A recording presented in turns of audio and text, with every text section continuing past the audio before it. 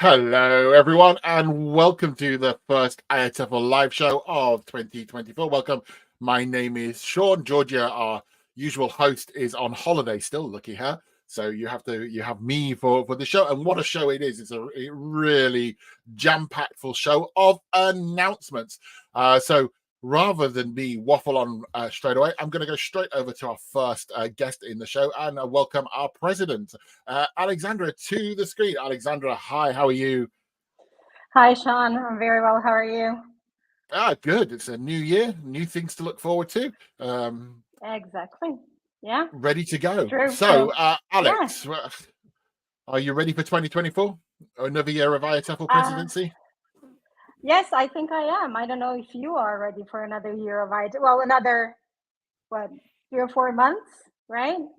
So, yeah, I am ready. And I just want to wish everyone who is watching right now and all those who will be watching the recording, I would like to wish you a happy new year. I hope it will be kind to all of us. And I hope that we see IATEFL bigger and better again this year. So really looking forward to 2024. We've got lots of lovely things. Thank you, Alex. Lots of lovely things coming up in 2024. And Alexandra will be back shortly with some really exciting announcements. But now, in a quick turnaround, let's go from Alex to John. Happy New Year, John. How are you? Far less glamorous than Alexandra, the president. Hi, everybody, and a happy new year to everybody. It's lovely to see you all. It's lovely to be back in 2024 with lots of things to talk about. Although cold, as we were talking about. Things. I'll talk about the weather if you want. It's so cold. I was thinking about all our members in the Southern Hemisphere this morning and thinking, gosh, I wish I was there at the moment. It's freezing over here. And I just see we've got Sangeeta from India and Olenka from Peru. And I'm sure it's a little bit warmer there. Hi to you. And hi, Chris in Barcelona. How are you doing?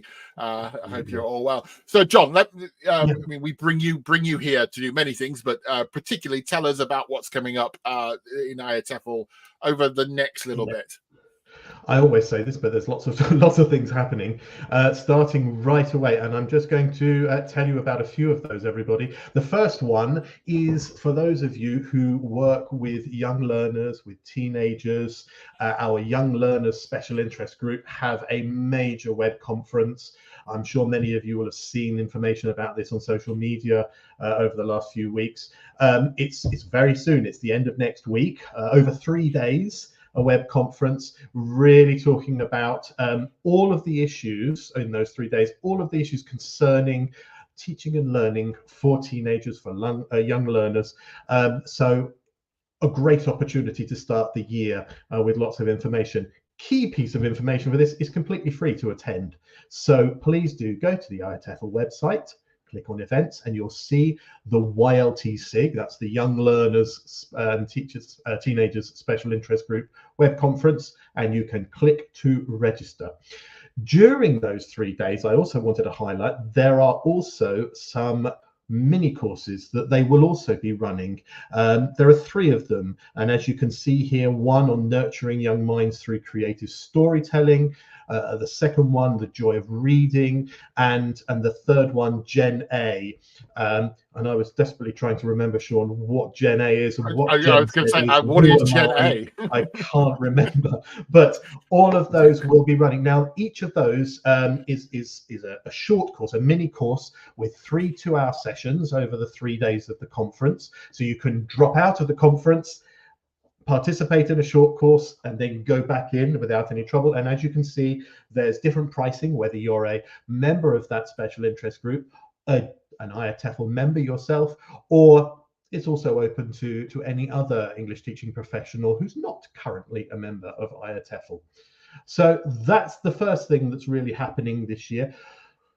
But also in the month of January, there are 4 other web events happening from, as you can see, our material writing special interest group, testing,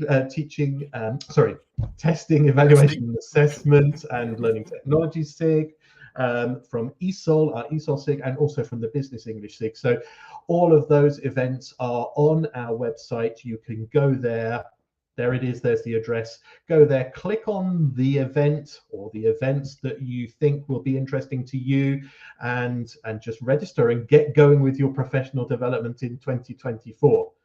But obviously, the main event for IATEFL in the next few months, coming around very quickly, is our main international conference in Brighton in April. And I just wanted to highlight to everybody the key date there. Look at it, it's tomorrow. Our early bird deadline is tomorrow. So that means if you want to get the early bird discounted rate to register for to attend, then you've got until the end of the day tomorrow to do that. If you don't get a chance to, it doesn't matter. You can still continue to register all the way through until well into March, but it's just at a cheaper rate until the end of play tomorrow. And the end of play is what time exactly, John? Glad you asked me that. It's actually 4 p.m. UK time. So check that time in your part of the world, but it's at the end of the day in our sort of head office world in UK time. Before we went live, and if you, sorry, Sean. No, it's good. I said before we went live, I did count. It's only 15 weeks until conference. I know, don't.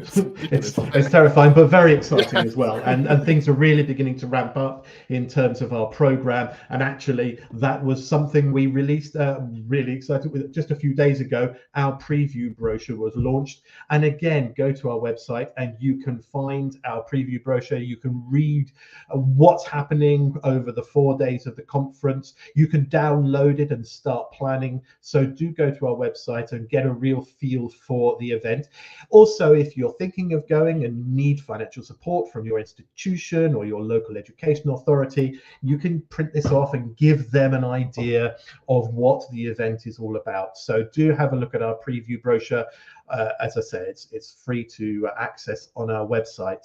And I must finally just mention, obviously, our special interest groups.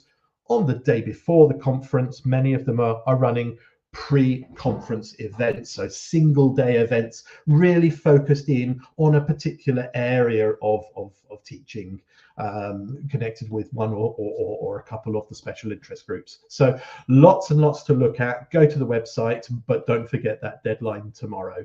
Is it also worth mentioning that some of those pre-conference events have online access? That yes, absolutely.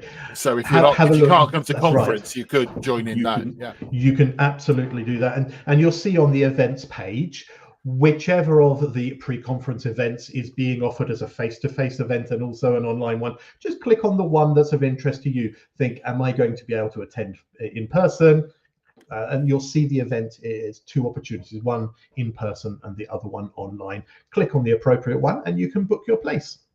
And you can guarantee that between now and the final closing of the deadlines for all the events, we'll be talking more in the IATEFL live show about the events, about what the content will be, and give you a good idea of what you can get by attending those events, and of course the conference itself. So 4 p.m. tomorrow. Make sure you don't miss that deadline if you're intending to come to the conference.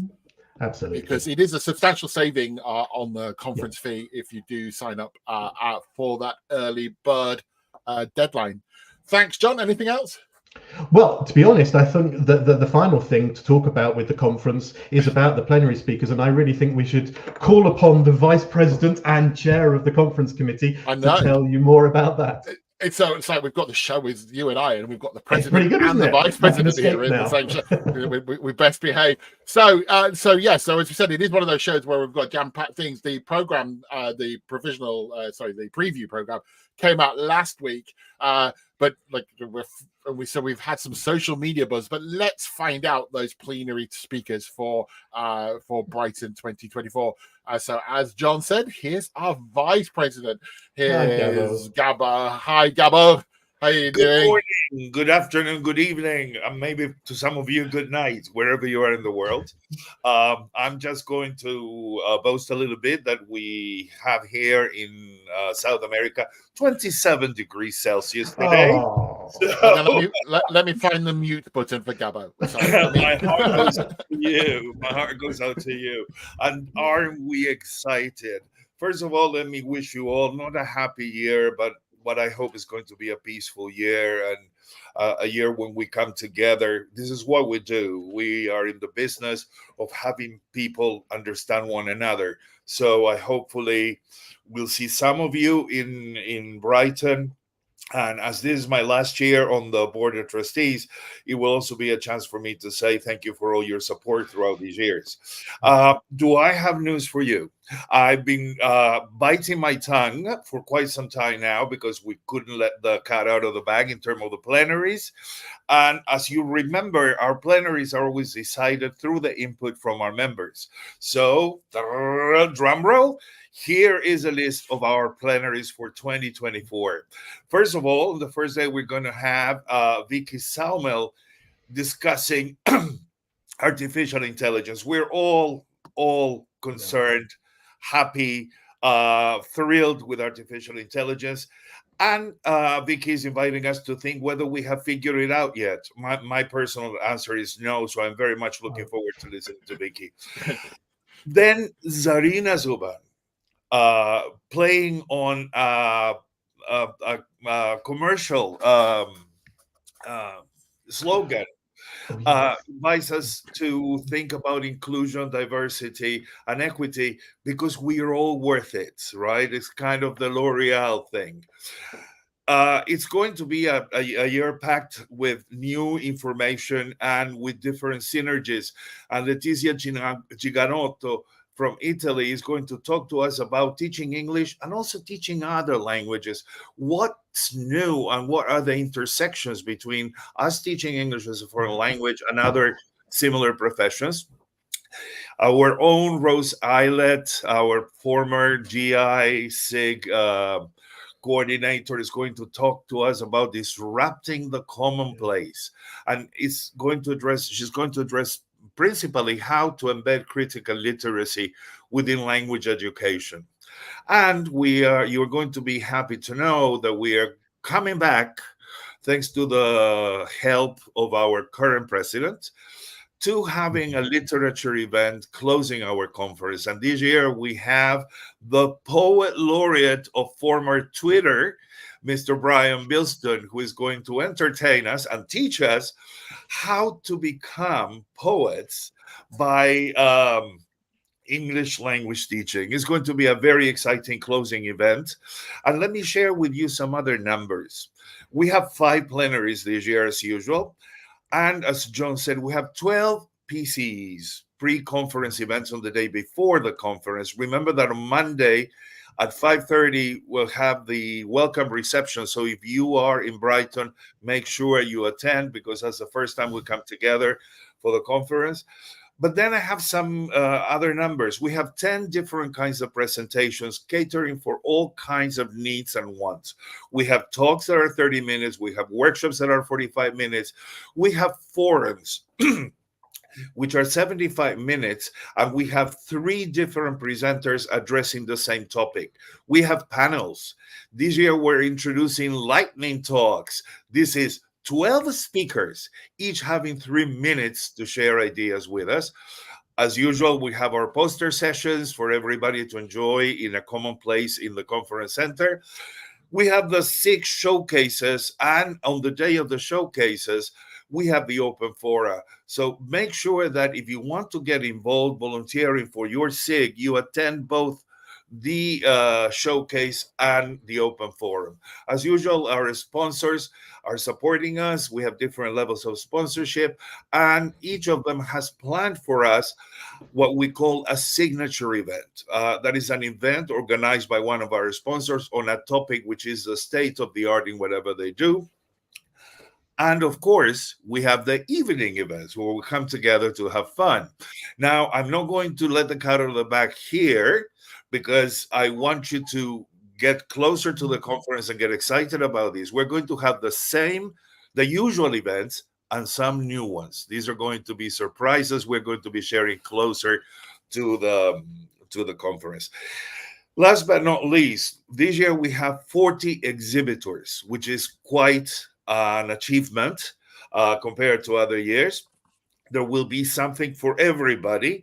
And the nice thing is that in the exhibition area, we're going to have the pop-up stages with short talks throughout the day. So please make sure you join us either virtually through the PCEs that are virtual. We have 8 hybrid PCEs out of the 12. And if you can come in person, we would very much like to see you there. I'm glad you. Are we going to have time to sleep during? I was more about the cat out of the bag. I was going to say one of the evening events, one of the new evening events I was about to mention, and I'm glad Gabbo just said, don't let the cat out of the bag. Sorry, John, what were you saying? No, I was just thinking, are we going to have time to sleep in those 4 days? And the answer is probably not, I'm guessing. That doesn't happen because there's the drinking and the socializing as well. So no sleep for 5 days. What you forgot to mention, of course, as well, is that we'll take the IATEFL live show there, and we'll be running interviews throughout the conference.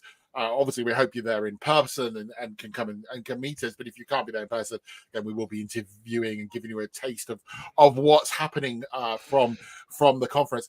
What struck me about the plenary speakers, Gabbo, I mean, there are lots of things we could say about them. Apart from they are all amazing speakers. I've worked a lot with Zarina in other events. She's amazing to listen to. But what really struck me is there was 2 ex-coordinators giving plenaries, and I think that's really good, like Vicky and Rose. I really like the fact that there's people that have come through IATEFL that are now really having that platform to give us their messages. Although I'm sure Vicky has a terrible job to talk about IA. Can you imagine writing the plenary when the thing is changing and pretty much all the time? She could ask AI to write the plenary for her. Yeah, well, she can. Yeah, maybe she will. We will see. So, if you can't get excited about IATEFL now, when can you get excited? As I said, it's about 15 weeks until we convene in Brighton for the 2024 conference. Gabbo gave you lots of numbers there, but the most important one is 1 day left for the early bird deadline. 1 day left. So, ladies and gentlemen, you've got to admit, we said we're going to have a lot in the show, a lot of really incredible announcements. But actually, despite what Gabbo's just told us, that's not the best announcement of the show. Nope. The best announcement of the show is coming up in a moment. And I've got 30 seconds to keep the cat in the bag. So thank you very much, Gabbo, for doing that. John, I'm going to drop you out for the moment. If you are watching, you've got any questions about the early bird deadline, anything about the conference, do pop it into the comments, into the social media channels where you are. We do watch it. We know that a lot of you watch the show afterwards. So if you do have any questions, do put them in. Thank you very much, Gabbo. Dropping you out now. We're going to go to a 30-second ad, and then our big announcement is coming up.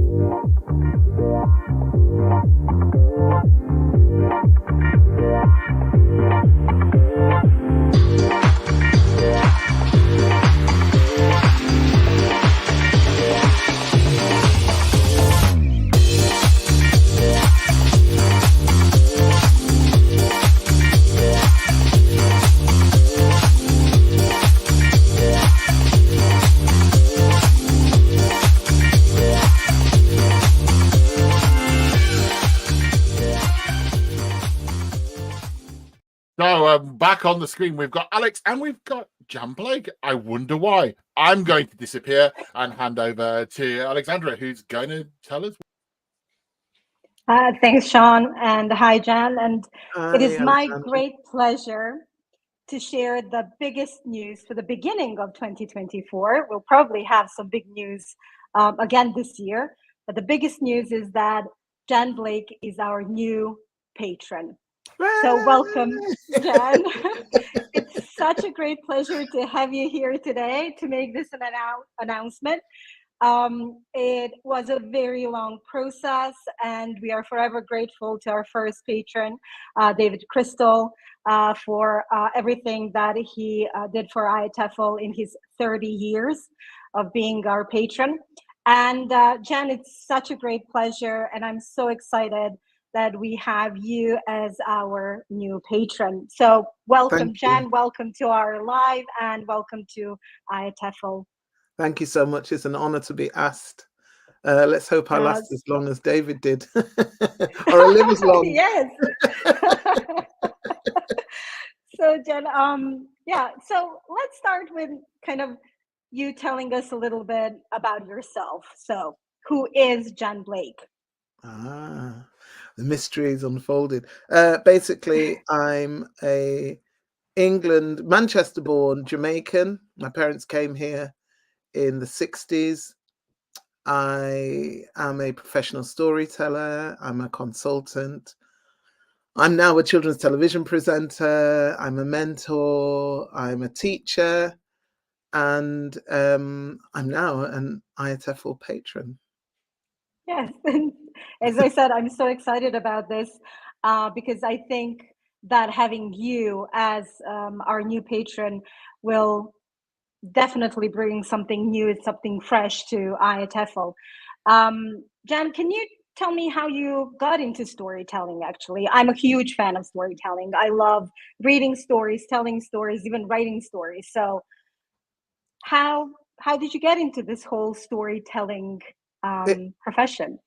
It was purely by accident, actually. 1986, I was doing a children's theatre piece in London with a theatre company called L'Ouverture Theatre Company, which was run by a guy called Ken Breinberg, and his mother had written a piece called Todo Sharkey and the Flying Slaves. Her name was Petronella Breinberg, an academic. She ran the Caribbean Centre at Goldsmiths College for a very long time until she retired.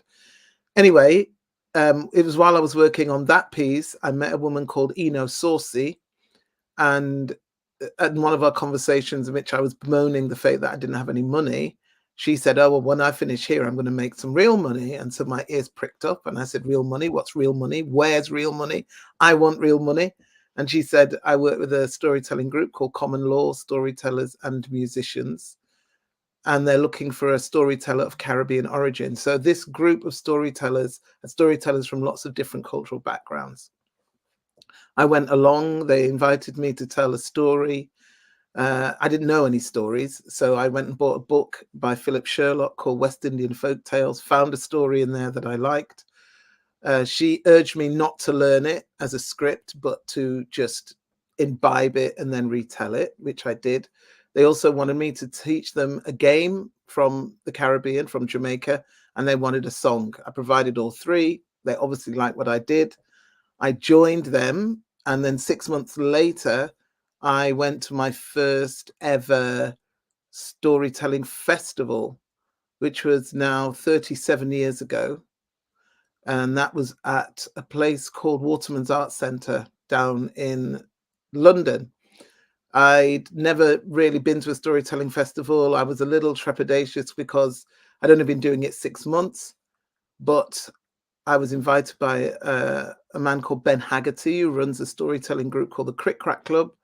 I'm now a long-term associate with the Crick Crack Club. I told one story, and at the end of it, he ran up to me with a book called The Magic Orange Tree, written by an American writer and collector called Diane Volkstein. And he kind of shoved this book into my hand and kind of gave me this really fixed look and said, you are a storyteller and you have to do this for the rest of your life. And I said, okay. And the rest is history. Mm-hmm. Well, it's not too bad, right? Being a lifelong storyteller. No, right? I love it. I love it. Yeah. And I can see that when you start talking about storytelling, I can actually see how passionate you are about it. Now, this is like, the usual question probably that you get, but I know that we all have favorite things as professionals. So as a professional storyteller, is there a particular story that you always enjoy telling at events? There is, but to be fair, things change all the time because as you grow and as you mature, I would say the stories I started telling when I was 22, which is when I started, compared to the stories that I tell now, are very different. I think when I first started telling stories, I was very much into the kaboom kind of story, the one that has everyone uproariously laughing, or the ones that are light and easy to tell.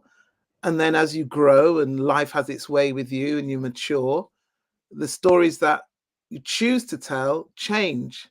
So I have had different favorites over the years. And at the moment, I'm becoming more and more obsessed with African mythology and African cosmologies. And there's one particular myth that I'm working with that has spawned lots of different aspects of my work. For instance, I'm going to be running a retreat down in Wales based around this narrative. I'll be telling it at the British Museum in April. I'll be doing a research and development project around it because it's really captured my imagination. So I can say that it's my favorite at the moment, and I have a list of favorites. So I'm not going to discriminate against any of them. I'm just going to say I have a clutch of favorite stories, and at the moment it's this one. I'm not going to say the name yet, you know. Don't. We'll find out. British Museum, 21st of April. Okay, good. But I was also wondering whether you write stories as well, Jan. Not only tell them, but have you ever tried writing stories? I have to confess that I'm a very lazy person.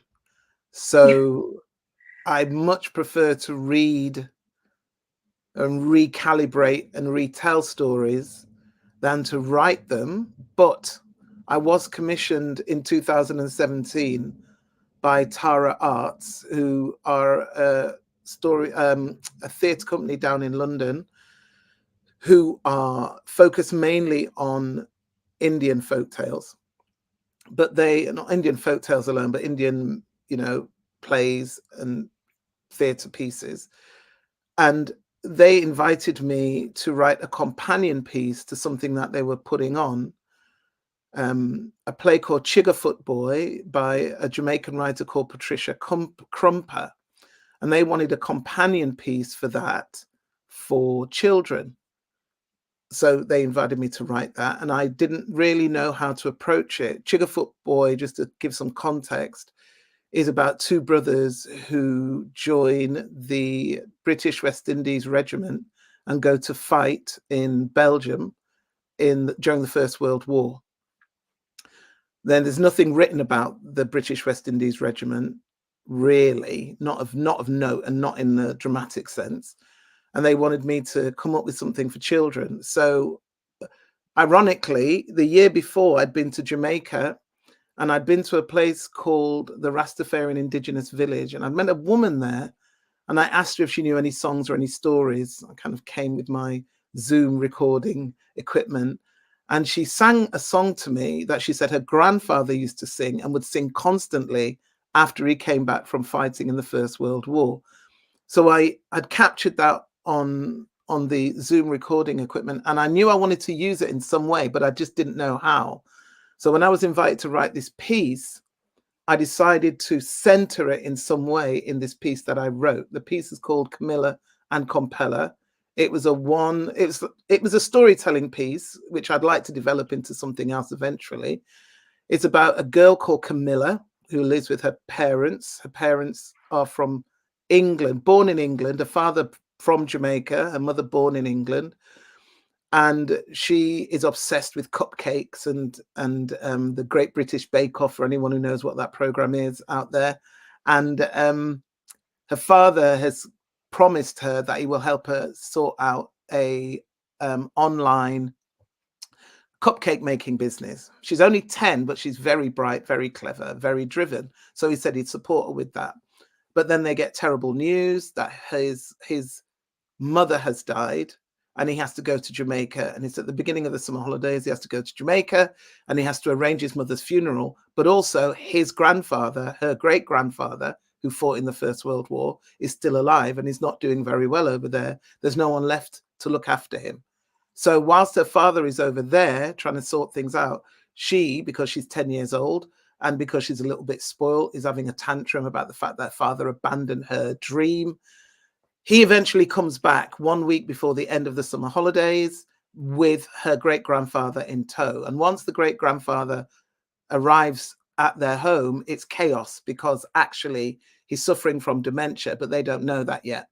And he keeps saying that he's got to find rats, and he keeps getting up in the middle of the night and trying to get out of the house, and they don't understand what's going on. And she's fed up with the whole thing because he's taking all the attention away from her. Eventually, one morning, the door knocks. Everyone's exhausted from being up all night trying to stop this gentleman, Compeller, from leaving the house. They're woken up by knocks from one of the neighbors saying that they'd better come outside. And they go outside and they see him square bashing, marching up and down, and he's singing the song that I heard in Jamaica. I'm not going to sing it now, but it's singing the song. The family have to get him in the house.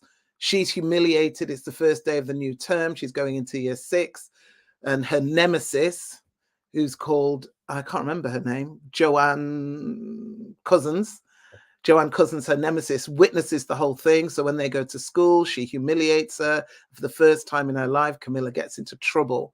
She comes home after a very stressful day, and her great-grandfather has this box of an old Jacob's biscuits box. And anyone who's old enough knows that now they're plastic, but in the old days, they used to be tin boxes. And he won't let anyone near the box. She comes home, soothes her tired mind by making cupcakes, and then spies the box. He's sleeping on the sofa. She opens the box, and there she finds letters, one returned to him in Jamaica from his best friend, Rat, which is why he kept talking about finding rats. His best friend, Sigismund Rathbone, who he was in Ypres with, fighting during the First World War. And there's also a insignia for the British West Indies Regiment. There's a little box, because in those days, the soldiers were given little cigarette boxes. So the cigarette box is a photograph of the whole family being in Jamaica when her grandmother was still alive, photograph of him and Rat, and the letter that's been returned to him. Grandfather wakes up, sees that, is very upset. The mother chastises her, then her big brother chastises her, and she has an awakening when she realizes that she hasn't been very kind to her great-grandfather. And she goes out of her way, having discovered in the letter that his friend Rat had stayed in England when they were all demobbed. He'd come to England. So she then sets out to find out what has happened to Rat. Should I tell you some more, or should I leave it there? No, I have one question about the story, Jen. So is this the kind of story, because you're telling it and my teacher mind, my teacher brain goes like, okay, so I could teach this through the story and I could teach that through this story. So is this the kind of story that you use to work with teachers in schools in the UK and in other countries? I haven't yet. Now that you've mentioned it, I worked with it once in a school. They were doing, I'm not a big fan of Black History Month. Every day is Black History Month as far as I'm concerned. Every month is Black History Month. But I was asked by a school to present something that wasn't just folk tales. They wanted something that was literally about history. So I used this story, and they did some follow-up work on it. I didn't, but it is the kind of thing that you can use to teach, to help people become more focused. I heard earlier that Gabrielle was talking about diversity and inclusion, and I think this is one of the things. I grew up not knowing anything about the British West Indies Regiment or the contribution that Caribbean soldiers made to the British victory in the First World War. Neither did I know that they were not allowed to be demobbed straight away, that they were actually kept back while everyone else was demobbed. And there was a famous incident in Italy where 3 Jamaican soldiers were court-martialed and shot because they were kept back to go to other European countries to build latrines for officers. And one of the officers mistreated some of the soldiers. They mutinied. And as an example, 3 Jamaican soldiers were killed. All of these things, which are part of British history, have been hidden or just not really seen as being necessary to share. And it's not the sensationalist aspect of these 3 men being killed that I'm interested in. It's the fact that they made a contribution. So these are the aspects that could be taught with history. And there's also the narrative of intergenerational respect, which is between Camilla and Compeller. And then there's the whole story of the diaspora and the impact the diaspora can have on a child who's raised here and doesn't really have access to the history that makes them feel whole within a country that then they're not part of the dominant culture. So there's lots of different levels on which this story could be used as a teaching tool, I think. Well, I'm really looking forward to seeing you in Brighton in April so that we can talk a little bit more, not just about this story, but about storytelling in general and how useful it can be, not only in English language teaching, but in language teaching in general and teaching in general in education.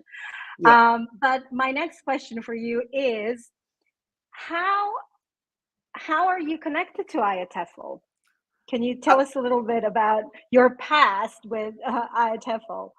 So I think it may have been 2009 when I was first invited, and I can't remember where it was, to be honest. It may have been Harrogate, I'm not sure. 2009, I was invited to do my first IATEFL final plenary, and I told a series of stories, one of which was The Camel Driver, I think, which is in my canon of favorite stories, by the way. And there was I've never done this since, because I've become quite militant about the question, can we have your abstract? Because I think, having been invited, everyone knows I'm a storyteller, everybody knows what I do. So it's a bit confusing to be asked to deliver an abstract. But for that particular conference, I did go through all the stories and write them down and present them after I'd done the plenary. And they're recorded somewhere in I don't know which IATEFL document. They're in there somewhere. And so I think I went through and told my favorite stories, and the stories that have kind of carried me, I suppose, or that I've carried with me, up until that point of storytelling, my storytelling career. And I think that was the first one. And then basically because of that, I found myself telling stories in English language teaching contexts around the world, Turkey being one, but the place I've visited more than anywhere else has been Malaysia. There's a teacher and a professor down there, Dr. Jayakaran, sorry if I'm saying it wrong. I can't even say it. Mukundan, thank you. I said it properly. And he's invited me to Malaysia several times to deliver plenaries, because his theory is that storytelling, or teaching rather, is a performing art, and that teachers can learn a lot from storytellers if they observe them in their happy place. And I'm assuming that's because he thinks that the classroom should be a teacher's happy place.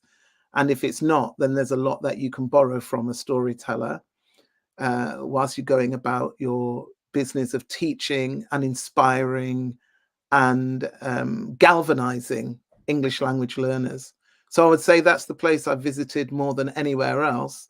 And all of that because of the first IATEFL conference that I attended those years ago. And then I think I did another one in Birmingham in 2016, 17. I'm not sure of the year. Please excuse me if I've got the year wrong, where I told some of my favorite stories, because it was 2016, because by that time I think I'd come to a round number on my storytelling. I come to 30 years of storytelling by then.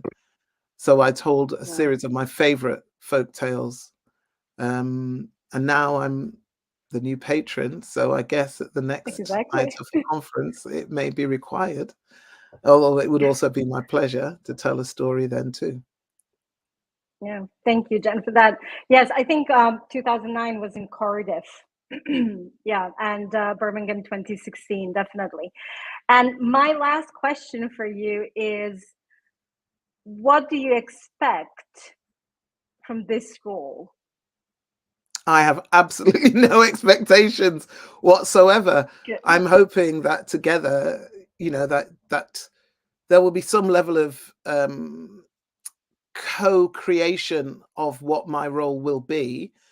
I'm not a David Crystal. I'm not an OBE. I'm not an academic. I'm a storyteller, but I am also someone who is always in the classroom with children, with teachers. I'm very active in my role as someone who uses storytelling to inspire communication, speaking and listening in children. In fact, I'm about to start tomorrow a storytelling and embroidery project in a local primary school here in Manchester, where the school is predominantly filled with children with English as an additional language. And it's one of the focuses of the school's improvement that they do work that has children speaking, but not literally, you know, one of my plenaries was they don't care about the vocabulary, they care about the characters. And it's about what happens in stories and how that can inspire children to speak because they want to communicate what's happening in the story, or they want to question what's happening in the story.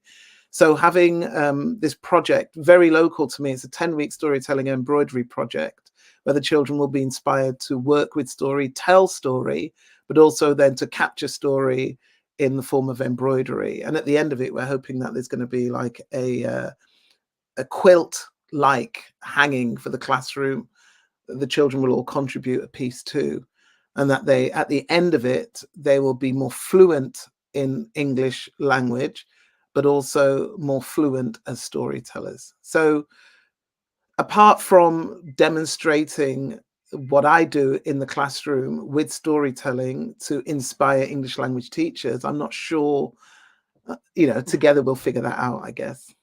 Yeah, I think so too, Jen. And I think that since we are all so unique, I think that we can create this new quilt for IATEFL together with you, where we can weave stories from all over the world, from our members and even non-members, something that will represent our wonderful ELT community.